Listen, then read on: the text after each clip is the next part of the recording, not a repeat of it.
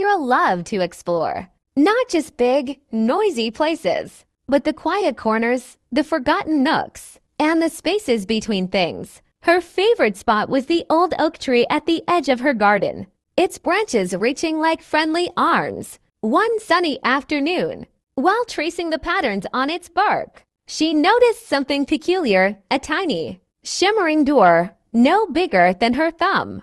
Nestled deep within a knot, it glowed with a soft, inviting light. With a gentle push, the door swung open, revealing a tunnel filled with swirling colors and the scent of sweet blossoms. Lyra, her heart thrumming with excitement, took a deep breath and stepped inside. She tumbled out onto a carpet of moss, landing softly in a land where flowers sang and butterflies had wings of stained glass. A tiny creature, no bigger than her hand, with iridescent wings and bright, curious eyes, fluttered towards her. "Welcome, Lyra," chirped the creature. "I'm Pip, and you found the Whispering Glade.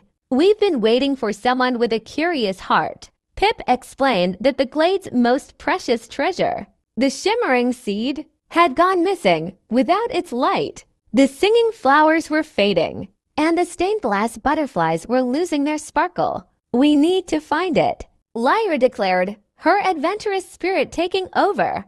Pip, delighted, led her through a forest of candy cane, trees, and across a river of fizzy lemonade. They met giggling gnomes who offered them berry tarts and wise old owls who hooted riddles. Each encounter brought them closer to the heart of the glade. Finally, they arrived at a shimmering cave. Inside, an ancient, kind-faced woman named Alawan sat beside a pedestal, upon which rested the shimmering seed, glowing softly. "The seed was never lost, dear Lyra," Alawan explained gently. "It simply needed a new heart to find it, to remind us all of the wonder that lies just beyond the ordinary. Your adventure has brought its light back to us."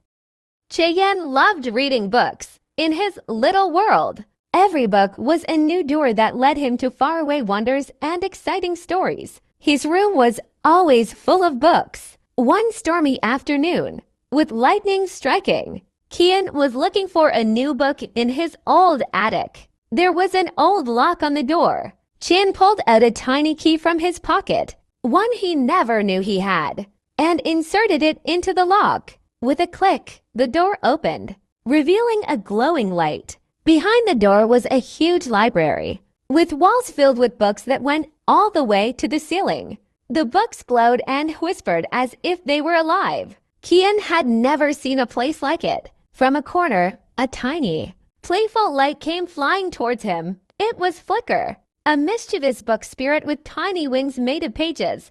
"Welcome, Kian," Flicker chirped. "How did you get here?" Just then, a calm voice called out to them.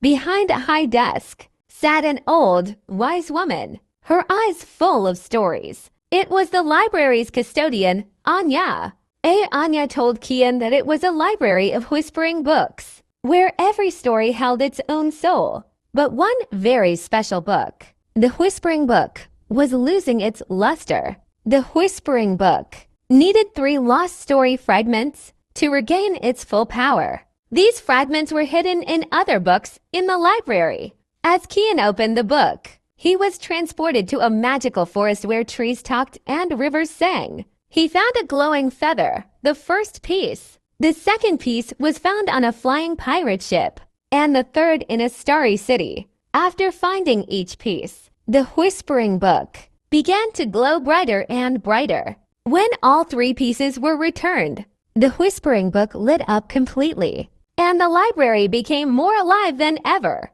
Kian learned that the greatest. Behind the dusty shelves, he spotted a strange, carved door.